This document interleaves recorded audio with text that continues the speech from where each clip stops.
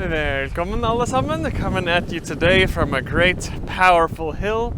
This is for a very good reason that I will explain to you in just a minute, but for this video we just filmed one, me and Scott, about the elves and the ancestral spirits. Go check out his channel for the full interview if you haven't already, but it got me thinking about ancestral worship in the Norse tradition. Now, some people and even scholars have suggested that there's just not enough evidence for the ancestral worship that it was done in Norse pagan times. These people have not read the sources, as I will show you all of them in just a minute. The truth is that ancestral worship in some form is something that has been done in all primitive belief systems in the world, but today I'm just speaking about it, the importance of it in the Norse tradition. Why is it so important? How do the elves tie into all this? And even the Desi, the female spirits, how does that tie into all this? And finally, how can we do this? How can we worship our ancestors in the correct way in the Norse tradition, and what this can do for us? Okay, so sorry, back in the room now. You guys won't get to see the nice view in this video, but I definitely need to be near my sources and notes for this one. So guys, my area of expertise is pretty much the saga literature, the Eddic poems, the skaldic poems, things like that, the things that tell the tales of pre-Christian times in Scandinavia. So that's what I'm going over in this video, those sources, but as I mentioned, there's a wealth more sources on the ancestors and elves in the folk tradition, which I have pretty good knowledge on, but Scott Shell has way more experience in the folklore than I do. So go to his channel and watch our talk, and maybe if you ask him nicely, he'll even do another video on the elves and the folklore. But to sum up the folklore pretty quickly, the elves were believed to cause illness, and by giving offerings and veneration in order to appease the elves, one could effectively ward off illness and promote good health. So the big question is, if this is true, why are our ancestors, or the elves, inflicting illness on us in the first place? Wouldn't they want us to help? We're their descendants after all. So that's one way of thinking of it. Our ancestors may be in the realm of the dead, and they get pissed off if we don't end up worshipping them, and then they cause illness in us. That is pretty much what the folk tradition says. Keep in mind, though, the folk tradition is from a long time after the Christianization of Scandinavia, so you can see it could be heavily influenced by Christianity. Another way of looking at this issue, though, is what if it's not our ancestors' spirits causing the disease, but other bad spirits out there that are causing disease and illness in us, and it's our ancestors that are actually protecting us, and worshipping our ancestors, giving them offerings and doing things like that, that enables their spirits as elves and makes them stronger so that they can protect us from the spirits that cause harm in the spirit world. So you can see kind of there how the Christianization of Europe could have twisted this belief from what was the original pagan one. So that's just two possibilities. Let's see if looking at the sources answers this question. So, all the sources on ancestral worship. First, the oldest one, Tacitus Germania. He writes how the Germanic tribes sung songs celebrating the earth-born god Twisto, his son Manus, and his three sons, who they believe that they are all descended from. Now, who Manus and Twisto are, that's really a long story, but what we can say is that the Greek and Hindu tradition have an almost identical figure. Were they gods? Were they humans? Were they demigods? Who knows, but at least in this source, it says that they were ancestors, so we will count that as ancestral worship. Second one from a bit later on in time, Jordanes, he wrote how the ancestors of royal races among the Goths were objects of worship and veneration. The Goths were a Germanic people who migrated into the east of Europe.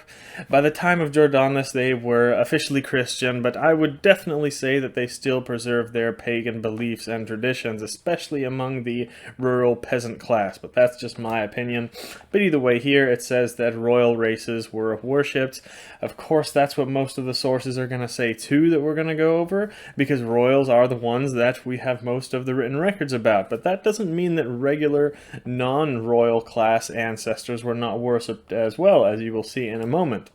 Fast forward to the Viking Age. We have a tale called Þáttr Ólafs Geirstaða Alf, a tale where the King Olaf, before he dies, he asks his people to bury him in a grave mound in a specific way, and he requests that they specifically do not worship him as an elf after he dies. They eventually worship him as an elf anyway, bringing offerings to him and his burial mound to ward off plague and disease, and this is why he is called Ólaf Geirstaða. Later on in this tale, we find out that he became reincarnated as Olaf the Saint. Great story, one of my favorite ones, and the clearest mention of ancestral spirits being elves, and also the clearest record we have of reincarnation in the Norse sources. Really cool story, and I actually visited his burial mound near my home in Norway a few months ago. That video is there if you want to see. But yeah, there we go. Another example of ancestral worship.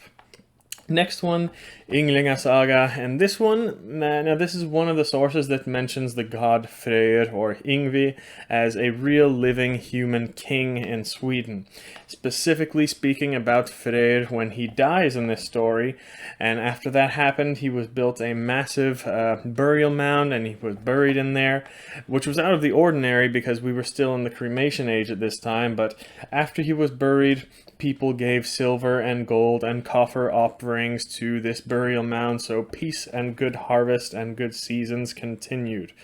Now, what the god Freyr really represents and who this human in this story might have been, I did a whole video on that here that you can check out if you like. But yeah, at least in this source, it's another example of ancestral worship. And remember, the god Freyr was referred to as the Lord of the Elves, and he ruled over Alfheim, so interesting thing there. Fifth source, in Kormáks saga, a woman named Þórdís tells how to do the sacrifice at a mound where the elves dwell. This is a burial mound where the ancestors were living after they died, and after that, Kormáks follows the instructions, slaughters the ox, sprinkles the mound with blood, and leaves some meat offering for the elves, and then Kormáks was healed because he was sick. So this is typical of what we call the Alfabrut, the sacrifice to the elves, and it was done in order to heal sickness or injury. This is one of the two most clear examples that we have of this in the pre-Christian origin sources. Another source is a skaldic poem called Austrfararvísur, and in this one, a skald from Norway is traveling to Sweden with a message from the king. On his way, he stops in a town, and he was looking for a place to stay for the night and sleep and eat. According to the laws of hospitality, people were supposed to let him in and welcome him as a guest and feed him and give him a place to sleep. But he ended up getting turned away from every homestead he tried to stay at because he was not welcome in anyone's house, because it was the Alfabrut, they said there. We don't know much about it, and not too much details are given about how they were celebrating the Alfabrut, just that it was a very private event reserved for family only, and they did it inside the house, or at least part of the ceremony inside the house where guests were not welcome. So it makes sense that this would be ancestral worship because it was family only and a private matter. Another source, Landnámabók, in the tale of the discovery of Iceland, which includes the tale of Floki, by the way. There was a man called Thorstein Smør here because he was the one who told people that every blade of grass in Iceland had butter on it. Anyway, Thorstein's family worshipped and gave offerings and gave blod to his grandfather, Grim Kjarban, who would have been buried in the Faroe Islands somewhere. Not much other details than that, but again, another example of ancestral worship. But you see here, now we are getting into just regular people. You see, you don't have to just worship gods and great kings. You can venerate your grandfather or any dead ancestors, really. Next one, in a lesser-known saga called Kristni Saga, it tells about the conversion of Iceland. There was a bishop and a man named Thorvald who was kind of his assistant, and they were traveling through Iceland, and they stayed the winter at Thorvald's father's house, Kodran. Now, they tried to get Kodran to convert to Christianity, but he didn't want to, even though his own son had converted, and he was begging his father, please convert to Christianity. Another part of it, there was a large boulder on the property that they venerated there because that's where the family spirits lived, and it was thought to have so much power there for the family. And Kodran basically took a bet and agreed to convert to Christianity if the bishop proved that he was more powerful than the ancestral spirits living in this big boulder. The bishop went up to it, sung a song, and the boulder apparently burst into pieces. We don't know if that story is true, who knows, but again, it's an example of ancestral worship and believing that they, especially in rocks and mounds and boulders, that's where the ancestral spirits and the elves lived. But all these sources that I went over, these all seem to be men being worshipped. Aren't any of the female ancestors worshipped too? Yes, of course they are, ladies. They're called the Disir. So the Alfr, or the elves, are always masculine, and the Disir are always feminine. In Ynglinga Saga, we have one example. King Aldis was performing a Disabrut, which was a sacrifice to the Disir, and he fell off his horse and died in that saga. This is the only clear mention of Disabrut by that name, actually, that I'm aware of. We have tons of other sources that suggest a sacrifice to the Disir, but that's the only one where it's actually called Disabrut that I'm aware of. So what are the Disir? Well, Dis in Old Norse simply means lady, and there's also cognates in Old High German, Old Saxon, Old English, all meaning like a well-respected and dignified woman. So the Disir are just honorable, valued female spirits, but it gets a bit difficult because in the Norse sources there are some very poor, uneducated translations out there, even from experts who should know better. Valkyries are sometimes referred to as Disir, as it is in Gudrunarkvida. Odin's Disir are the Valkyries. Vetter, Norns are referred to as Disir sometimes. Filial and even goddesses are referred to as Disir. Remember, Freyr is the Vana Dis, basically. But in other sources, Disir are simply just ancestral feminine spirits, and they're specifically called dead women in the poem Atlamal. So, who the hell knows? What is the connection between all of them? That's a long subject for another video, but for the purpose of this one, absolutely, yes, dead female ancestors were worshipped just as much as the male ancestors, but only the honorable ones. Remember, dis means a well-respected, dignified woman, so you couldn't be some dishonorable hoe. I'm killing myself. So you couldn't be some dishonorable hoe and expect to be worshipped after you died. Only high-class ladies. Same thing with men. If you were some worthless peasant coward, you would not be worshipped after your death either. You would not be an elf. Only the honorable men could become elves after they died, and only honorable women could become Disir after they died. But don't think of it as two separate afterlives where men and women go. How gay would that be? Oh god, I'm funny stuff. So I thought you guys would like this source to prove my point here in Krákumál, which is the death speech composed by Ragnar Lothbrok. It specifically says, Heimbjóða mér Disir. May the Disir welcome me home, not may the Valkyries summon me home like it says in the TV show. So like I said, kind of all female spirits can seem interchangeable. Of course, they have different functions, but they can all be referred to as Disir, but they may all be one and the same thing. And honorable men and women go to the same afterlife as you see in this poem. I'll give you one more source also in Landnámabók. There was a settler of Iceland, a priest called Þáttr, and he had a temple that was described as being on a great hill that was considered sacred. And he writes that nobody was able to pray to the hill, no one allowed to pray to it until they were washed, similar to the view on Hindu or Muslim temples there. Also, that no man or animal or living thing was allowed to be killed there or die there even. Also, another rule here, there was something called elf driving that was not permitted there. I'm not sure if it's confirmed, but it's been often interpreted by the historians as pissing or shitting, like that these dirty activities drive the elves away. That's what elf driving is, and that there was a separate spot called a dirt reef nearby where you were supposed to defecate because it would not drive the elves away there. And again, this is something believed in all cultures around the world, that dirty activities like that were believed to drive away the good spirits. Also, this place here in Landnámabók, it doesn't seem like a burial ground, but it actually seems like a actual large hill. This and many other sources suggest the idea that the ancestral spirits may take up residence in hills or mountains or large boulders. That's the places that they live, just like where I am here in this video. This also explains why we have so many folk tales of elves luring people into the mountain.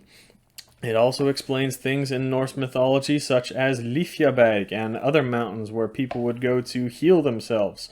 So we definitely have to be aware of our location. That's the main thing about this video that I want to explain to people.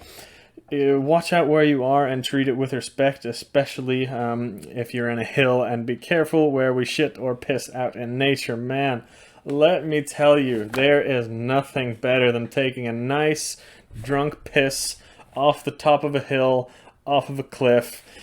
But even I don't do this anymore. When I was younger, I couldn't stop doing it. And in Norway, they used to call me fjellpissan because I just could not help myself. If I saw a big hill or a cliff or something, I just had to run on top of it and piss off it. It's so nice, but it's not a good idea as it drives away the elves, like elf driving, like I said. This also explains why the filthiest cities in the world are the ones with the most disease. Yeah, of course, there's bacteria and all that stuff, viruses, blah, blah, blah. But it also, these dirty things and these, bad sewage systems, and these sewage systems in the Middle Ages after people lost this understanding of the elves, and that's when plagues and disease started to pop up everywhere. So they drive away the elves, which in turn drives away your protection from disease. So, probably lots of questions after all these sources. I don't have all the answers, but I have a few tips about how to worship the elves and how to behave in the proper way. Of course, be clean, especially if you're around burial mounds or hills or big boulders that elves might be living in. Second, leave offerings sometimes. Meat is preferable, as it says in this source here, but you can leave anything you want that the elves or the Dísir may enjoy. Especially blood of a sacrificed animal is also great, as shown in the sources. Some people have asked if they leave their own blood. I would really not do that for reasons that I won't speak about here, but yeah, you can see that in kind of the old Greek sources, especially Homer, that might be a bad idea to leave your own blood. Where to leave the offerings? Well, around mounds or hills is the first thing. Also, as Scott mentioned in the video we did last week, there is something called elvekvern in the folk tradition where offerings were left. It's basically a cup or indentation in a big boulder like that. But in the folk tradition, it mentions to smear some butter in the cup and then you leave your offerings. This is probably just an influence of Christianity. When I'm thinking about it now, in pagan times, blood would have been left in these mounds and in these cups still too, but blood offerings became very, very illegal once Christianity came in. You could be killed for that, so that's probably they didn't stop doing the ritual, but they just smeared it with butter instead. And this is because the elves and the spirits like blood. One really cool source that I like a lot is Homer's account in Odyssey of the sacrifice. That's an ancient Greek source that dead spirits are forgetful. They're confused, forgetful beings. When they're in the spirit world, they're just wandering around kind of confused and lost. Blood is something that jogs the memory of these spirits and makes them more alert. I do reveal these types of things on private Patreon videos, but I won't go into more details about the practice here out in the open on the internet. But yeah, that's some of the things that what I believe. Just as I mentioned earlier in the video, I don't think the ancestral spirits or elves or Dísir are out to cause illness and hurt their descendants. Why would they want to do that? I think they are just wandering the afterlife, confused and forgetful. But blood and other things you offer wakes them up, and it gives them their memory back, and it gives them their strength, and it also enables them to recognize you as their descendant and where they are and how they can help you and ward off the bad spirits that cause sickness. Also, just telling tales of ancestors is an example of ancestral worship too. Telling tales of them, looking at old stories, books, pictures, statues, things like that. All these types of things can count as ancestral worship, and is something that can be done. I don't know, maybe it's just my experience, but I have felt that the people who have the most respect for their ancestors tend to be the healthiest people. They tend to get sick very rarely. I'm one of those people, definitely very rarely sick. I have had some certain periods where I've been sick pretty bad, but in general I have great health, and I have seen most people like me are the same. The ones that basically do some sort of ancestral worship or veneration tend to be healthy, so it makes sense that would kind of ward off bad spirits that cause illness. But that's just me. Don't speak about any more in-depth spooky stuff like that, but I do on the Patreon page for those of you that follow there, and I will be releasing a couple more videos on that in the coming week. So hope you enjoyed the sources at least. That's all for today. Vi ses nästa gång.